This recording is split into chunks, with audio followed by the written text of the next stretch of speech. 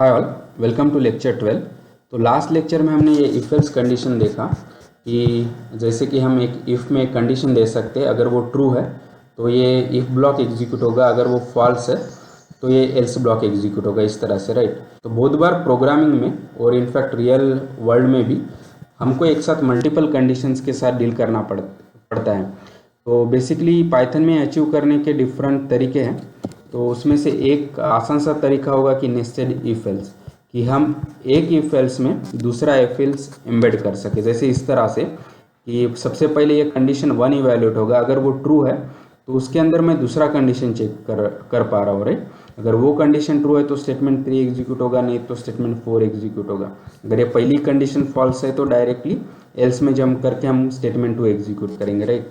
और उसी तरह मैं ये if else instead of if else में भी लिख सकते हैं, और ये हम किसी भी लेवल तक जा सकते हैं, इसके लिए कोई रिस्ट्रिक्शंस नहीं है। लेकिन आप देख पा रहे हैं कि अभी हमारे पास इफ एल्स का एक चेन बनते जा रहा है, तो उसको हम कहते हैं नेस्टेड इफ एल्स, राइट।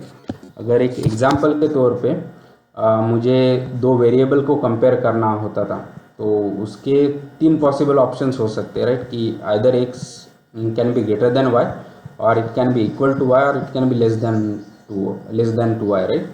तो वो कोड हम इस तरह से लिख सकते हैं कि सबसे पहले मैं एक कंडीशन करूँगा कि एक्स वाई से ग्रेटर है क्या। अगर है तो हम प्रिंट करेंगे कि x is greater than y. अगर वो नहीं है तो फिर दो पॉसिबिलिटी हो सकती है, either it is equal to y और लेस देन वाई। तो फिर हमने इसलिए नेक्स्ट कंडीशन डाला है।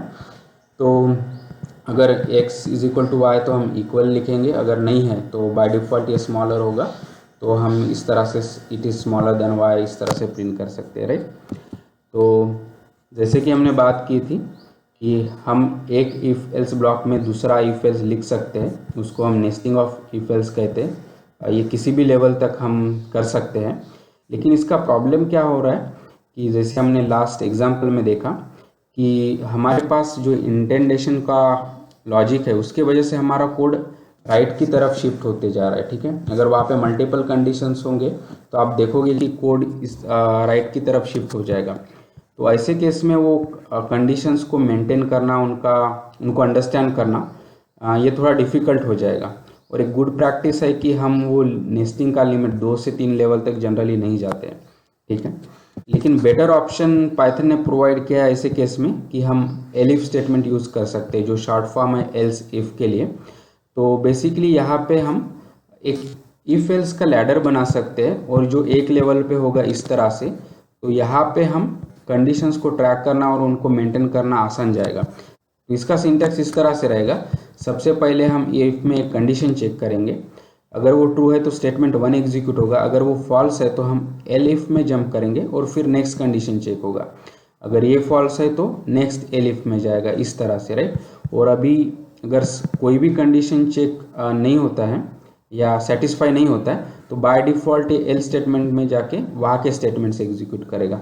और एल्स इज ऑप्शनल है, अगर वो है तो अगर कोई कंडीशन मीट नहीं होती है तो हम यहाँ पे जाके एल्स ब्लॉक को एग्जीक्यूट करेंगे। अगर वो नहीं है तो ये इफ एल्स लैडर का कुछ भी पार्ट एग्जीक्यूट नहीं होगा, ठीक है। लेकिन एक साथ सिर्फ एक कंडीशन मैच हो सकती है। अगर मेरा ये पहला कंडीशन ट्रू हो गया है तो सिर्फ स्टेटमेंट 1 एग्जीक्यूट होगा और हम ऑटोमेटिकली बाहर जंप करेंगे। अगर वो ट्रू नहीं होता है तो हम नेक्स्ट एलिफ में जाएंगे, वो कंडीशन चेक करेंगे, ठीक है। लेकिन लाइक इफ एल्स एक साथ सिर्फ एक कंडीशन ट्रू होगा और हम वो ब्लॉक को एग्जीक्यूट करेंगे। अगर कोई भी कंडीशन मेट नहीं होता है तो हम एल्स ब्लॉक में जाएंगे, अगर वो है तो, और वो ब्लॉक एग्जीक्यूट होगा, ठीक है। तो अगर वो सेम एग्जांपल जो हमने नेस्टेड इफ एल्स से किया था, अगर वो हमको यूजिंग एलिफ करना है तो वो इस तरह से होगा कि सबसे पहले मैं कंडीशन चेक कर रहा हूँ कि एक whether x is greater than y. अगर वो है तो ये स्टेटमेंट एग्जीक्यूट होगा, अगर नहीं है तो हम इस तरह से एलिफ में नेक्स्ट कंडीशन दे रहे, राइट। और अगर यहाँ पे मल्टीपल कंडीशन होते तो हमारा नेक्स्ट एलिफ होता था, एंड सो ऑन। लेकिन यहाँ पे ये नेक्स्ट एलिफ चेक होगा, देखेंगे हम उसका वैल्यू सेम है क्या। अगर वो है तो ये एग्जीक्यूट, अदरवाइज एल्स ब्लॉक में जाके हम प्रिंट करेंगे कि एक्स स्मॉलर देन वाई। तो अभी आप देख पा रहे हैं कि हमारा कोड एक लेवल पे ही है। तो इस तरह से हमको ये मल्टीपल कंडीशंस ट्रैक करना और उनको मेंटेन करना आसान जाएगा, और हमारा कोड अभी राइट को जो पहले शिफ्ट हो रहा था वो नहीं हो रहा है, ठीक है।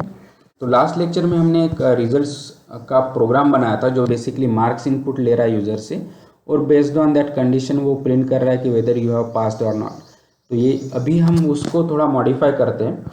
तो जनरली हम एक ऐसा रिजल्ट बनाएंगे जो ग्रेड के साथ डिस्प्ले हो जाए, और ग्रेड्स के लिए मल्टीपल कंडीशंस हो सकते हैं, राइट। कि जैसे अगर मार्क्स ग्रेटर देन 75 है तो definitely he is pass, but pass with the distinction.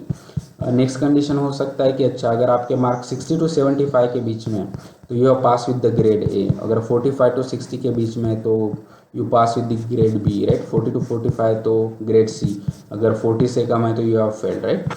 तो इस तरह से अभी हम ये मल्टीपल कंडीशंस को एलिफ के स्टेटमेंट का यूज़ करके हम एक नया प्रोग्राम बनाए थे, रिजल्ट्स विद ग्रेड्स, ओके। तो अभी आप देख पा रहे हैं कि मैं IDLA में हूँ। तो सबसे पहले मैं नया फाइल ओपन करूँगा, और अभी जैसे कि हमने बात की थी सबसे पहले हम मार्क्स को इनपुट करते हैं यूज़र से। तो ये यूजिंग इनपुट फंक्शन,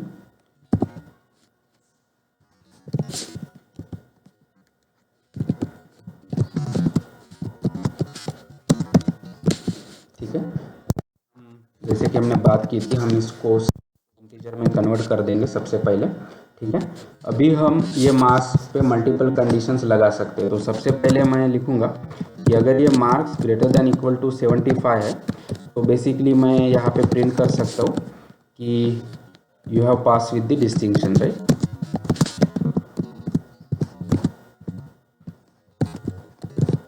ठीक है।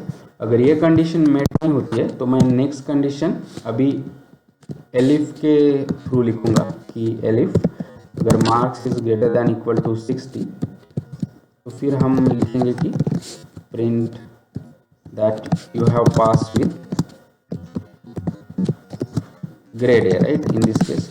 बाकी के कंडीशंस के लिए मैं इसको अभी कॉपी पे तो अगर वो मार्क 60 से कम है तो एक कंडीशन हो सकती है कि अच्छा whether this marks are greater than 45, अगर है तो you have pass with the grade B, ठीक है। अगर वो 45 के बीच में इस तरह से, ठीक है, then you have grade C. अगर ये है तो इट मीन्स कि उनके मार्क्स 40 से कम हैं, तो अभी हम प्रिंट करेंगे कि यू हैव फेल्ड, राइट। ठीक है। तो ये कोड में इस तरह से चेक होगा कि सबसे पहले हम इनपुट कर रहे हैं और सबसे पहले कंडीशन देख रहे हैं कि whether marks is greater than equal to 75, अगर वो है तो हम मैसेज प्रिंट कर रहे हैं कि you have pass with the distinction. अगर ये ट्रू नहीं है तो हमारा नेक्स्ट कंडीशन में जंप करेंगे और वहाँ पे देख पा रहे हैं कि marks greater than equal to 60 है क्या। तो यहाँ पे अपर लिमिट देने की ज़रूरत नहीं है, क्योंकि अगर वो मार्क्स 75 से ग्रेटर होते थे तो वो यहीं पे चेक हो जाता था।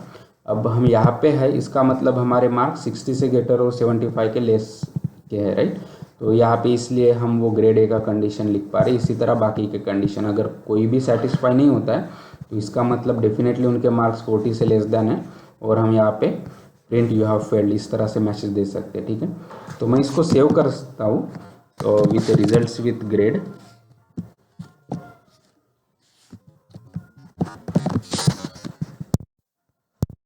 और अभी हम इसको रन कर, ठीक है। अभी मैं से 90 मार्क देता हूँ तो हमको आना चाहिए कि you pass with the distinction, right. अगर फिर मैं उसको दूसरे वैल्यू पे रन करता हूँ कि अभी 65 देते हैं तो अभी हमारा ये ग्रेड ए आना चाहिए, राइट। अगर फिर से मैं नया कंडीशन कि सपोज फॉर फेल, तो अगर मैं 20 देता हूँ तो यू हैव फेल्ड इस तरह से, ठीक है। आई होप कि अभी आपको इफ एल्स और नेस्टेड एलिफ के बारे में अच्छा आइडिया आया होगा। So please like the video, share the video, subscribe to the channel, and keep learning, keep coding, and have fun. Thank you.